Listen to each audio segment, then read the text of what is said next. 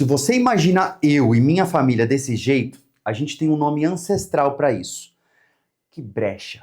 O que é história? Suas principais divisões e suas principais características. A gente vai ver agora. Só que se você precisa de mais do que 100 aulas de história, porque você quer saber tudo de história, ou também de outras disciplinas, aí eu recomendo fortemente que você conheça o site seliga.com.br, porque lá tem 150 aulas de história, mais de 500 aulas de outras disciplinas, e existe um plano de estudo para você poder estudar aquilo que você deseja aprender de forma bastante personalizada.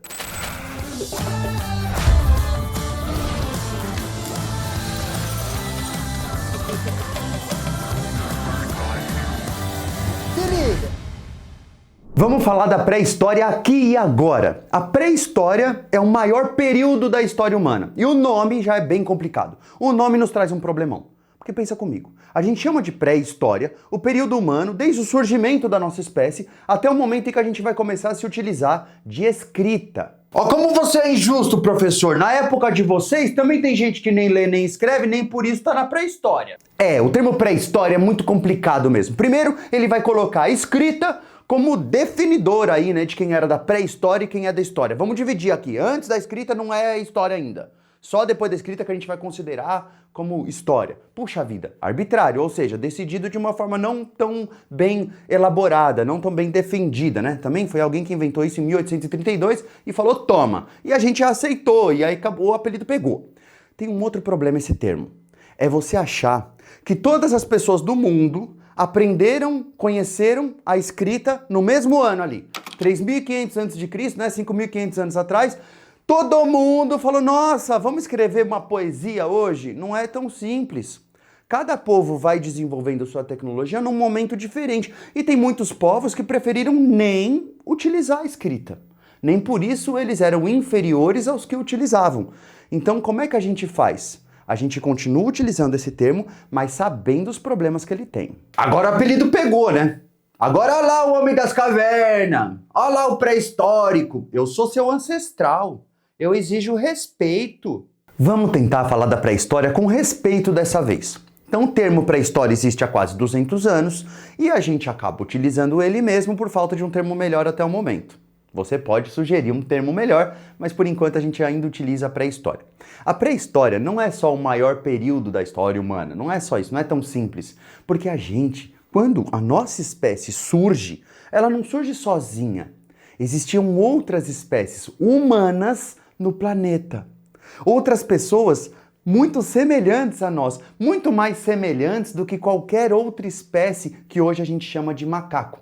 Então a gente tem outros primatas que a gente considerava hominídeos durante a pré-história. Eu vou falar aqui só alguns, né? A gente pode falar o Australopiteco, era um meio termo, ainda não era considerado hominídeo. Aí o primeiro hominídeo foi o Homo habilis, depois Homo erectus, Homo ergaster, os denisovanos, os neandertais.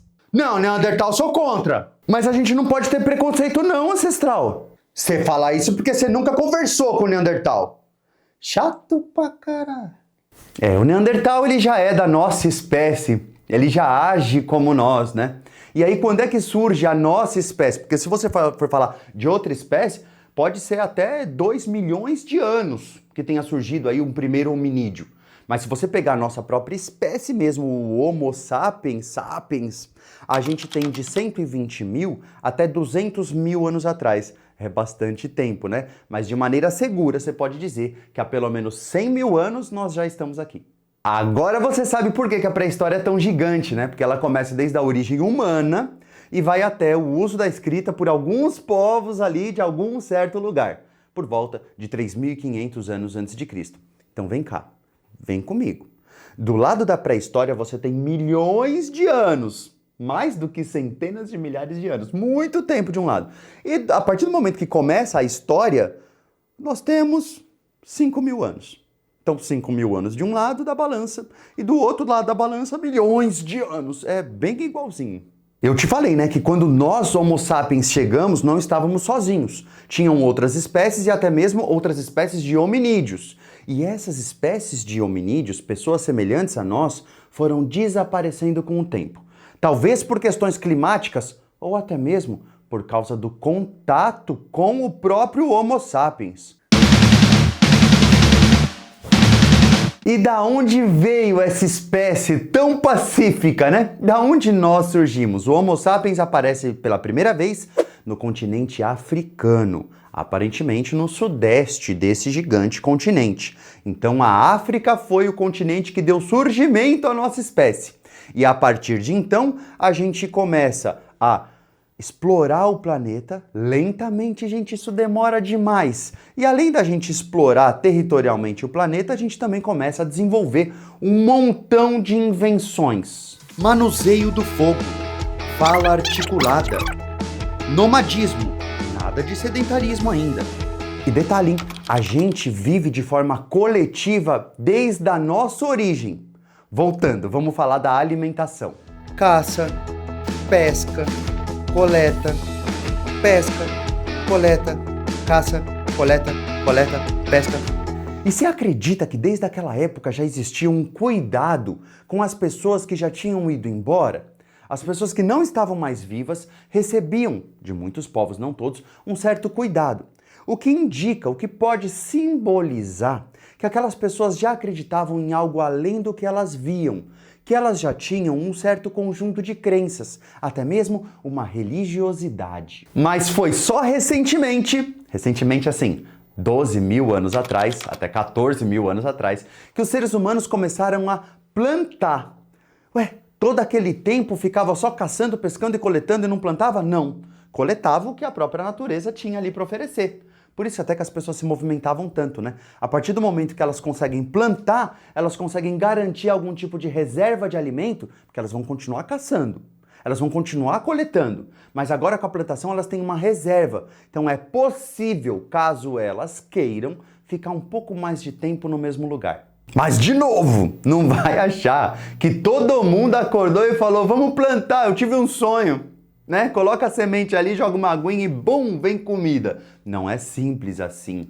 São milhares de anos tentando, errando, experimentando uma planta, se dando mal, quem sabe? Algumas não descem muito bem no nosso organismo. Então a gente tem a agricultura como uma verdadeira revolução. De verdade, ela é até chamada de revolução agrícola, porque os seres humanos nunca mais vão ser iguais depois de aprender agricultura.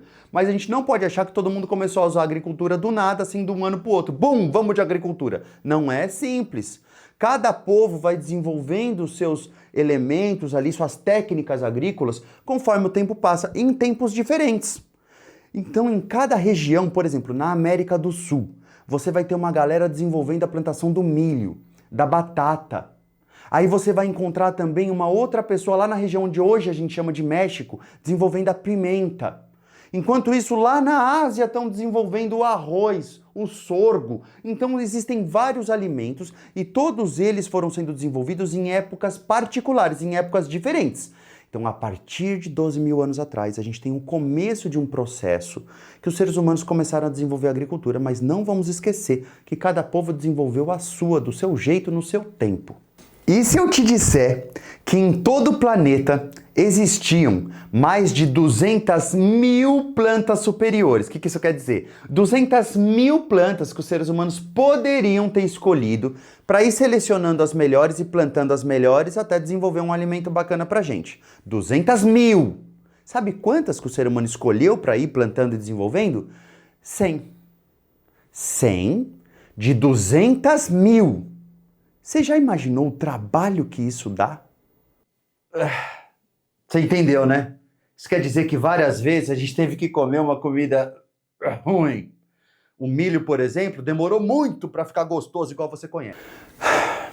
Essa tal de agricultura, pelo jeito, virou tudo de cabeça para baixo, mudou completamente nossa história. É uma transformação tão bruta, tão profunda, que a gente chama de revolução agrícola. Porque depois de o ser humano conseguir uma reserva, uma garantia de alimento, parece que vai desandar um monte de mudança.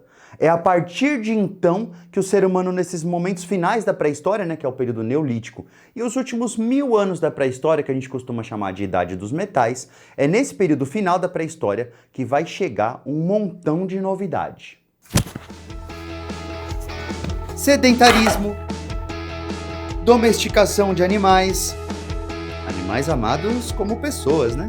Criação de cidades, comércio e Comércio, mas sem moeda.